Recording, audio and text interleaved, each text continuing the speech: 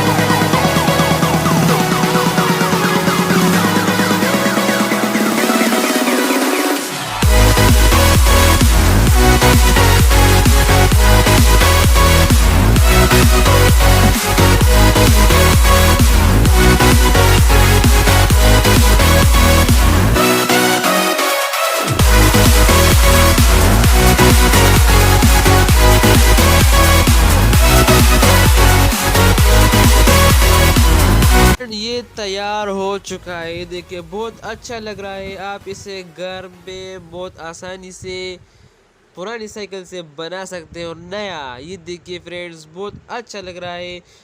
मेरे छोटे भाई को बहुत पसंद आया। ये देखिए फ्रेंड मैं इसे चला लेता हूँ। ये देखिए बहुत अच्छा लग रहा है यार, ये मेरे को बहुत पसंद आया।